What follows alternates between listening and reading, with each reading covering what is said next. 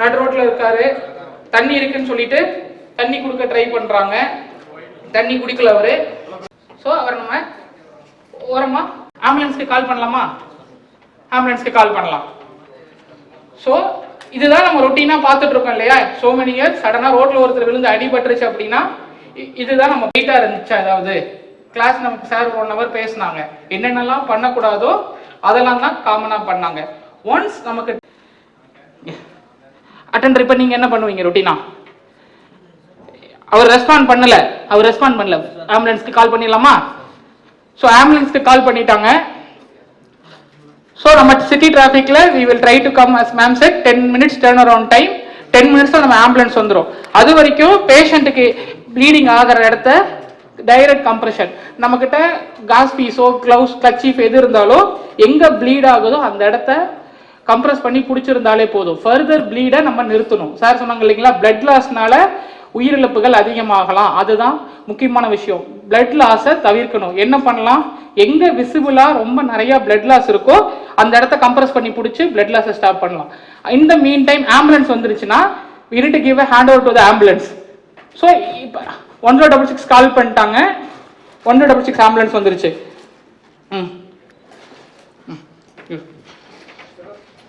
So அவங்க வந்தோடனே patient assess பண்ணிட்டு collar cervical bone, so cervical collar neck bone, அதாவது 2 இருந்து விழறப்ப நம்ம நெக் போன் உடையறதுக்கு சான்சஸ் ரொம்ப அதிகம்.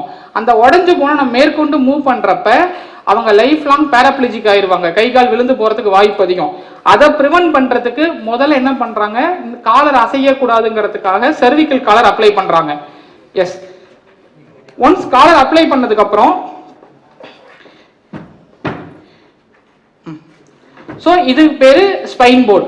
பேஷண்ட்டை சேஃபா, நம்ம முன்னாடி சொன்னோம் இல்லையா, கை கால் ஒருத்தர் பிடிச்சி தூரி மாதிரி அவங்கள தூக்கி வண்டியிலையோ ஆட்டோலையோ கார்லயோ போடக்கூடாது.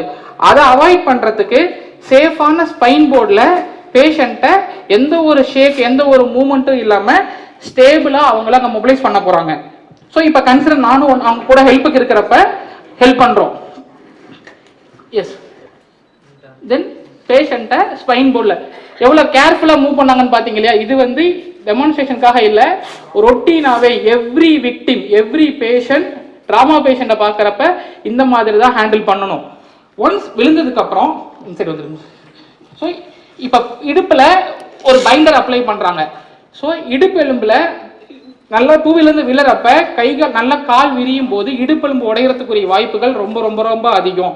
அந்த மாதிரி ஆச்சுன்னா up to 2.5 to 3 liters of blood உடம்புல ஒரு ரத்த ஓட்டத்தில் மோர் தென் half of the percentage of blood loss இடுப்பெலும்பு லாஸ்ல ரத்த போக்கு ஏற்பட்டுரும். அதை ப்ரிவென்ட் பண்றதுக்கு இந்த பெல்விக் பைண்டர் கட்டுறாங்க. இது நம்ம கிட்ட இல்லைனாலும் பரவாயில்ல, பெட்ஷீட் இருந்துச்சுன்னா பெட்ஷீட்டை இடுப்பெலும்பு கிட்ட நம்ம இறுக்கி கட்டும்போது மேற்கொண்டு ரத்த கசிவு ஏற்படாம நம்ம தடுக்க முடியும்.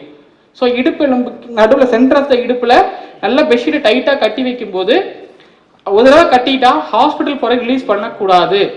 அதை கட்டினாலே இந்த மாதிரி பண்ணும்போது 30% ஆஃப் உயிரிழப்புகளை தவிர்க்க முடியும். பிளட் லாஸ்னால ஏற்படும் உயிரிழப்புகள். பிகாஸ் இந்த இடத்துல தான் அதிகப்படியான ரத்தப்போக்கு ஏற்படும், உயிரிழப்புகள் ஏற்படும், அதை தடுக்கக்கூடிய வாய்ப்புகள்.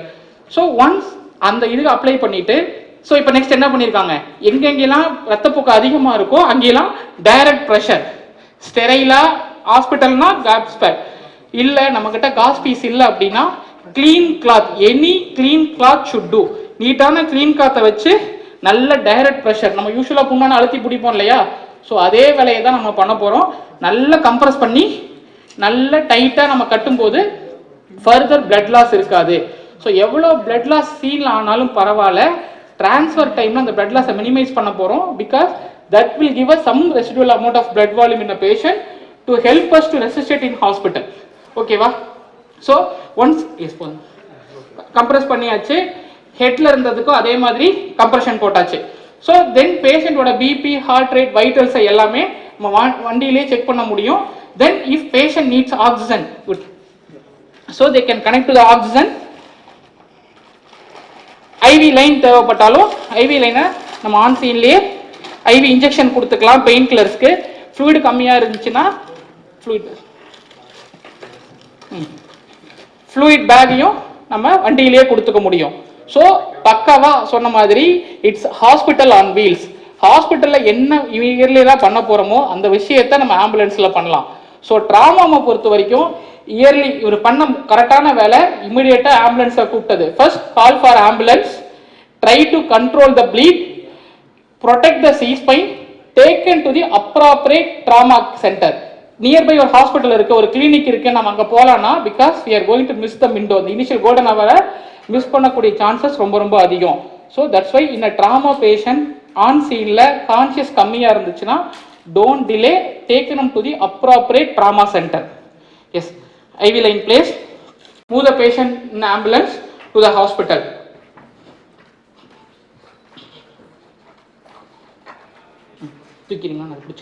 S okay. ஸோ யூஸ்வலாக ஒரு பேராமெடிக் ஒரு டிரைவர் இருப்பாங்க, ஸ்டில் இட்ஸ் ஓகே. நியர்பை இருக்கிற அட்டெண்டரை நம்ம ஹெல்ப்புக்கு யூஸ் பண்ணிக்கலாம். பிகாஸ் என்ன நம்மளால அந்த சீனில் பண்ண முடியுமோ ஃபர்தர் பிளட் லாஸை தடுக்கிறது தான் நம்மளோட முக்கியமான வேலை. எஸ் கால் பிடிச்சி பாயிண்ட் எடுத்து எஸ் கவுண்ட் ஆஃப் 3, 3, 2, 1 லிஃப்ட்.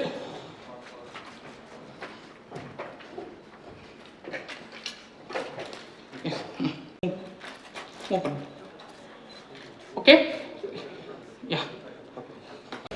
இங்கே வந்திருக்கும் அனைத்து ஊடக நண்பர்களுக்கும் என் முதற்கண் வணக்கத்தை தெரிவித்துக் கொள்கிறேன். நான் டாக்டர் செந்தில்குமார். நான் தீவிர சிகிச்சை பிரிவு அப்போலோ ஹாஸ்பிட்டல் கிரீம்ஸ் ரோடில் டாக்டராக இருக்கேன். இன்றைக்கி உலக உடல் காய நாள், வேர்ல்டு ட்ராமா டே. ஓகே. ஸோ இந்த வேர்ல்டு ட்ராமா டேயில் அப்போலோ ஹாஸ்பிட்டல்ஸ் ஒரு awareness create public awareness create பண்ணுறதுக்காக வேண்டி உங்களை அழைச்சிருக்கோம். ஏன்னா ஊடகங்களாகிய உங்கள் மூலமாக தான் அந்த அவேர்னஸை நம்ம பப்ளிக்கு போய் சேர்க்க முடியும். உங்களோட பங்கு அதில் மிகவும் பெரியது. ஸோ அதனால தான் உங்களை மீட் பண்ணி அந்த பப்ளிக் அவேர்னஸை உங்கள் மூலமாக போய் சேர்க்கறதுக்காக வேண்ட முயற்சி தான் இது. ஓகே. இதில் என்ன அவேர்னஸ்னால், உலகத்திலேயே அதிகமான ரோட் டிராஃபிக் ஆக்சிடென்ட், சாலை விபத்துகள் நடக்கிற இடம் இந்தியா. இந்தியாலேயுமே தமிழ்நாட்டில், அதுவும் சென்னையை சுற்றி தான் சாலை விபத்துகள் அதிகமாக நடக்குது. இந்தியாவில் இருக்க புள்ளி விவரம் என்ன சொல்லுதுன்னா, ஒரு வருஷத்துக்கு 5 லட்சம் பேர் இதில் ஆக்சிடெண்ட்டில் காயப்படுறாங்க. அதில் மோர் தென் 1.5 லட்சம் பேர் இறக்குறாங்க.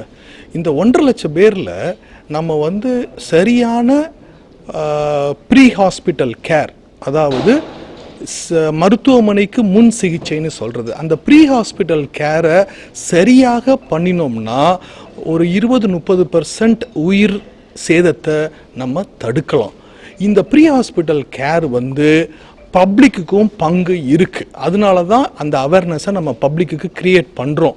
அவங்களுக்கு என்ன பங்கு அதில் இருக்குன்னா, ஒரு சாலை விபத்து நடந்த உடனே அந்த ஃபஸ்ட்டு ரெஸ்பாண்டர்ஸுங்கிறது பப்ளிக் தான், அதாவது பொதுமக்கள் தான் ஃபஸ்ட்டு ரெஸ்பாண்டர்ஸ். அவங்க என்ன பண்ணணும்னா, ஒரு ஆம்புலன்ஸை உடனே கூப்பிட்டுட்டு அந்த பேஷண்ட்டை, அந்த நபர், சாலை விபத்து நடந்த நபர், அவர் பாதுகாப்பாக சாலையோரத்தில் வச்சிடணும். வச்சுட்டு எங்கே இரத்த கசிவு இருக்குன்னு பார்க்கணும்.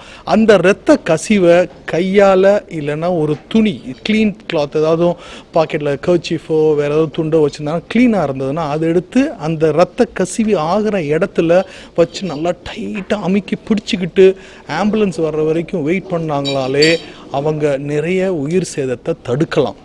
அதை விட்டுட்டு அவங்க நான் இந்த பக்கம் திருப்புறேன், அந்த பக்கம் திருப்புறேன் அப்படின்னு பேஷண்ட்டை தூக்கி கை காலை தூக்க ட்ரை பண்ணாங்கன்னா அது மேலும் அந்த நபருக்கு ஆபத்தை விளைவிக்க வேண்டி அவரை காப்பாற்றுறதுக்கான முயற்சி அல்ல அது. அது மேலும் மேலும் அவருக்கு பிரச்சனைகளை தான் ஏற்படுத்தும். புரியுதுங்களா? ஸோ அதனால் நம்ம ஆம்புலன்ஸை கூப்பிட்டுட்டு இரத்த கசிவை தடுத்துட்டு, ஆம்புலன்ஸ் வந்த உடனே அந்த முதுகு எலும்பு ப்ரொடெக்ஷனோட, ஸ்பைன் ப்ரொடெக்ஷன் சொல்லுவோம், அந்த ஸ்பைன் ப்ரொடெக்ஷனோட ஆம்புலன்ஸில் ஏற்றி நம்ம ஒரு சரியான ட்ராமா கேர் சென்டருக்கு அனுப்பணும். அந்த ட்ராமா கேர் சென்டருக்கு அனுப்புறதும் ஒரு முக்கியமான வேலை. ஏன்னா சின்ன சின்ன கிளினிக் அனுப்புனோம்னா அங்கே முறையான முதலுதவி, அதாவது ட்ராமா முதலுதவி, விபத்துக்கான முதலுதவிங்கிறது கொஞ்சம் வித்தியாசமானது. அந்த விபத்துக்கான முதலுதவி சரியாக கிடைக்கலனாலும் பேஷண்ட்டோட உயிரை இழக்கிற வாய்ப்புகள் அதிகம். அதனால நம்ம சரியான ட்ராமா கேர் சென்டருக்கு அனுப்பணும். ஸோ இந்த அவேர்னஸ் கிரியேட் பண்ணுறதுக்கான காரணம் ரெண்டு. ஒன்று மக்கள் தெரிஞ்சுக்கணும், அதிகப்படியான விபத்துகள் நம்ம ஊரில் நடக்குது, அதனால அதிகப்படியான உயிர் சேதங்கள் நடக்குதுங்கிறது அவங்க தெரிஞ்சுக்கணும். அதுக்கு அதை என்ன பண்ணால் குறைக்கலாங்கிறது மக்களோட பங்கு ஒன்று இருக்குது. அது என்ன பங்குனா, அவங்க சாலை விபத்து நடக்கும்போது ஆம்புலன்ஸை கூப்பிட்டுட்டு ப்ளீடிங்கை ஸ்டாப் பண்ணுறது, அதை ரத்த கசிவை ஸ்டாப் பண்ணுறதுக்கு சிம்பிளான டெக்னிக் இருக்குது, அதை கற்றுக்கலாம். அப்புறம் சரியான மருத்துவமனைக்கு முறைப்படி அனுப்பிச்சு வைக்கணும். ஸோ இதை தெரிஞ்சுக்கிட்டாலே நம்ம பலவிதமான உயிர் சேதங்களை கம்மி பண்ணலாம். நன்றி. 2011, and it was started for a good cause. I think Dr. Senthil and Babu Abraham, especially Dr. Senthil, gave a lot of statistics on the results of road accidents and injuries and all sorts of trauma. So from what we hear from Dr. Senthil earlier, I was most surprised to see that 70% of all trauma deaths come from India. And this alone is reason for us to see that we have our act together. And I believe that at Apollo that we are doing this. The statistics are amazing. Across the world, every 6 seconds, one person dies because of trauma. We as a healthcare organization believe it is our duty to not just look at the statistics, but to create a platform where we can prevent these very preventable deaths. They spoke about what you can do pre-hospitalization, and Dr. Babu Abraham spoke about what is happening with the geriatric population. All of these are different aspects of what trauma is, and most important is what we can do to prevent this. So what have we done? At Apollo, we've recognized this very early. I don't know if Dr. Tavapalni is here, but we do have a very responsible emergency care team, and I say responsible because the reaction time is very quick. It is multidisciplinary. It is not just, it has orthopedics, neuro, intensive care, critical care specialists, all of them coming together to see that they have a comprehensive view of what is happening to the patient. But even before that is 1066. It's a 4-digit number that represents not just a vehicle, which is our ambulance, but a service. And I say service because while this ambulance is a very beautiful Benz ambulance, it has within it very trained paramedics. It has medical equipment that is life-sustaining. So when you use 1066, I think within a turnaround time of 10 minutes, an ambulance reaches you. When it reaches you, the paramedics on the ambulance are trained, and doctor, you can correct me if I'm wrong, but they can intubate. If you've had a heart attack, they can pick up a stroke. And the fact that today we are 5G connected means that as they see the patient, they connect to the emergency centers within the hospital, and they're able to prepare the hospital for the patient as well as get guidance on how to treat the patient as soon as they see them.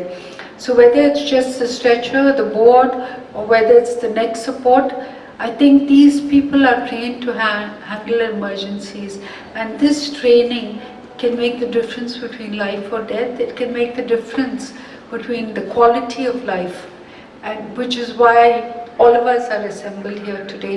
Let's together do what we can to make sure that we not only not lose people, but we can ensure that their quality of life post a trauma, whether it is physical disability, whether it's a stroke, whether it's an accident, can actually improve.